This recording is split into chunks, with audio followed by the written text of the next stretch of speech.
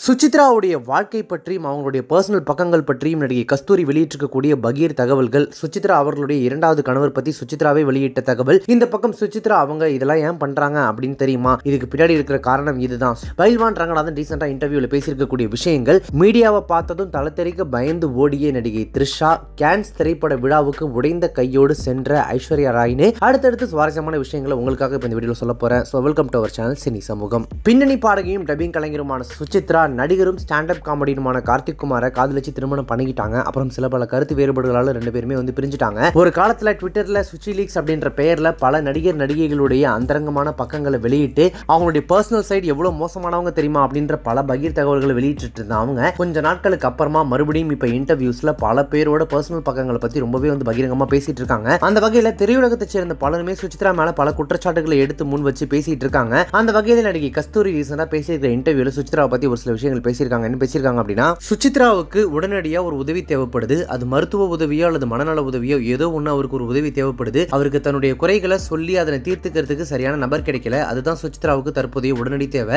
அவங்க குற்றச்சாட்டுகளை சொல்றேன் அப்படின்ற பெயர்ல பல பிரபலங்களோட பெயர்களை கெடுத்துட்டு இருக்காங்க. அவங்க மனநலம் பாதிக்கப்பட்டிருக்காங்க. அவங்க ஒரு பைத்தியம் அப்படின்ற ரீதியில நான் சொல்லவே இல்லை. அவங்களுக்கு அவங்களுடைய குறைகளை சொல்லி பிரச்சனைகளை தீர்த்துக்கிறதுக்கு, சாதாரண வாழ்க்கை வாழ்வதற்கான வழியை காட்டுறதுக்கு அன்பான அவருக்கு நெருக்கமான ஒரு துணை இல்லை.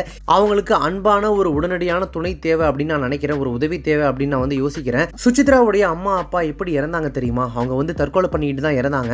இதுல இருந்து அவங்களுடைய குடும்பம் அடிப்படையில் இருந்து ஏதோ ஒரு பிரச்சனையில இருந்திருக்கு. அந்த பிரச்சனையை சமாளிச்சு வெளில வர முடியாம தான் அவங்க தங்களுடைய உயிரையே மாய்ச்சிக்கிற அளவுக்கு போயிருக்காங்க. ஸோ அதை எப்படி சரி பண்றது அப்படின்ற அந்த வழியை காட்டுறதுக்கு சுசித்ராவுக்கு சரியான ஆள் இல்லை. அதனாலதான் மீடியாக்கள்ல என்ன பேசுறது ஏது பேசுறதுன்னு இல்லாம அவங்க பாட்டுக்கு வரம்பு மீறி பேசிட்டு இருக்காங்க அப்படின்னு சொல்லியிருக்காங்க. அது மட்டும் இல்லாம ஒரு ஆடியோ ஒன்று பயில்வான் ரங்கநாதன் வெளியிட்டு இருந்தார் இல்லையா? அந்த ஆடியோல கார்த்திக் குமார் பட்டியலின சமூகத்தினர் ரொம்பவே இழிவா பேசுற மாதிரியான ஒரு ஆடியோ வெளியிட்டு இருந்தாரு. கேட்டதுக்கு சுசித்ரா தான் அந்த ஆடியோ கொடுத்து வெளியிட சொன்னாங்கன்னு சொல்லியிருந்தாரு. அதுல இருக்கக்கூடிய குரல் கண்டிப்பாக சுசித்ராவுடைய முன்னாள் கணவரும் தற்போது ஸ்டாண்டப் காமெடியுமா இருக்கக்கூடிய கார்த்திக் குமாருடைய குரலே கிடையாது. அது தற்போது சுசித்ராவுடைய இரண்டாவது கணவரா இருந்துட்டு இருக்கக்கூடிய ராஜன் அப்படின்றவருடைய குரல் தான் அப்படின்னு சொல்லிட்டு கஸ்தூரி ரொம்பவே உறுதியா சொல்றாங்க. சுசித்ராவுடைய இரண்டாவது கணவரா அப்படின்னு சொல்லிட்டு நம்ம கொஞ்சம் அதிர்ச்சியா இருக்கலாம். ஆனா சுசித்ராவே தன்னுடைய ஒரு பேட்டியில இரண்டாவது கணவர் குறித்து பேசியிருக்காங்க. அந்த பேட்டியில அவங்க என்ன சொல்லியிருக்காங்க அப்படின்னா, என்னுடைய இரண்டாவது கணவர் போல ஒருத்தர் கிடைக்கிறதுக்கு நான் கொடுத்து வச்சிருக்கணும். அவருடைய பெயர் ராஜா. அவர் ஒரு வழக்கறிஞர். நான் சாஃப்ட்வேர் ஃபீல்ட்ல படிக்க போயிட்டு இருந்தப்போ போர்ட் ஹவுஸ்ல ரோவிங் பயிற்சிக்காக போவேன். அப்போதான் அவர் எனக்கு பழக்கமானாரு. முதல்ல நாங்க ஃபார்முலா தான் பழகணும் ரெண்டு பேருமே.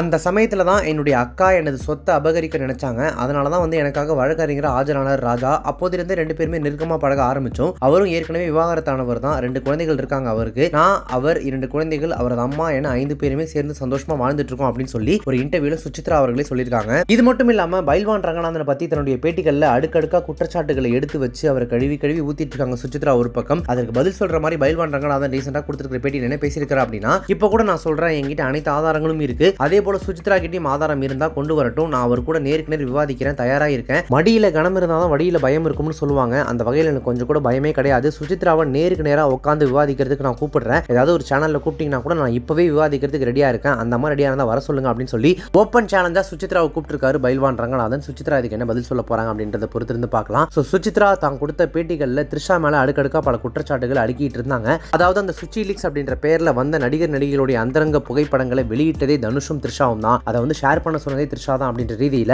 அதுக்கு த்ரிஷா அவர்கள் இது வரைக்கும் எந்த அபிஷியலான பதிலோ விளக்கமோ கொடுக்கவே இல்லை. அந்த வகையில த்ரிஷாவை ரீசெண்டா ஒரு ஏர்போர்ட்ல பார்த்த மீடியா மற்றும் பத்திரிகை துறையினர் அவங்கள்ட்ட பேட்டி எடுக்கிறதுக்காக பைட் எடுக்கிறதுக்காக அவசரமா கிட்ட போகவும் த்ரிஷா அவர்கள் கம்ப்ளீட்டா அதை எல்லாத்தையுமே அவாய்ட் பண்ணிட்டு கொஞ்சம் கூட யாருக்குமே முகம் கொடுக்காம பயந்து ஓடுற மாதிரி அங்கேருந்து அவசரமா வெளியேறி போயிருக்காங்க. த்ரிஷா அவர்கள் இப்படி மீடியாவை பார்த்து பயந்து போறது இதுதான் முதல் தடவை. ஏன் இந்த மாதிரி ஒதுங்கி போறாங்க அப்படின்றதுக்கு எந்த விளக்கமும் இல்ல. சுசித்ராவோட விவகாரத்துல எதுவும் பேசுறதுக்கோ வாயை திறந்து பதில் சொல்றதுக்கோ த்ரிஷா ரெடியாவே இல்ல. அதனாலதான் பயந்து ஓடுறாங்க அப்படின்ற ரீதியில் அந்த வீடியோ பயங்கர வைரலா போயிட்டு இருக்கு. இதற்கிடையில பிரபல திரைப்பட விழாக்கள்ல ஒன்னான கேன்ஸ் திரைப்பட விழாவில் கலந்திருக்கக்கூடிய முன்னாள் உலக அழகியும் பிரபல நடிகையுமான ஐஸ்வர்யா ராய் உடைந்த கையோடு அந்த விழாவில் கலந்துகிட்டு இருக்காங்க. சமீபத்தில் படப்பிடிப்புலையோ அல்லது பர்சனலாகவோ ஏதோ சிறிய விபத்தில் சிக்கி இருக்கக்கூடிய ஐஸ்வர்யா ராய் அவங்களுக்கு கை அடிபட்டு இருக்கு. அந்த உடைந்த கையோட ரொம்ப டெடிகேட்டடா எதை பத்தியுமே யோசிக்காம அதே நேரத்தில் வழக்கம் போல ரொம்ப அழகான ஒரு உடையில ரொம்பவே பிரமாதமா அந்த திரைப்பட விழாவில் ஐஸ்வர்யா ராய் கலந்துகிட்டு இருக்காங்க. அது சம்பந்தப்பட்ட போட்டோஸ் வீடியோஸ் எல்லாமே ஒரு பக்கம் பயங்கர வைரலா போயிட்டு இருக்கு. இப்போ இந்த வீடியோல சொன்ன விஷயங்கள் உங்களுக்கு ரொம்ப பிடிச்சிருந்துச்சுன்னா லைக் பண்ணுங்க, ஷேர் பண்ணுங்க. இந்த விஷயங்களை பத்தி உங்களுக்கு கருத்துக்களை கமெண்ட்ஸ் சொல்லுங்க. நம்ம சேனலை இது வரைக்கும் சப்ஸ்கிரைப் பண்ணாதவங்க யாராவது இந்த வீடியோ பார்த்துருந்தீங்கன்னா மறக்காம உடனே இப்பவே நம்ம சேனலை சப்ஸ்கிரைப் பண்ணிட்டு பக்கத்துல நோட்டிஃபிகேஷன் பெல் பட்டனை மறக்காம டிங் அடிச்சிருங்க.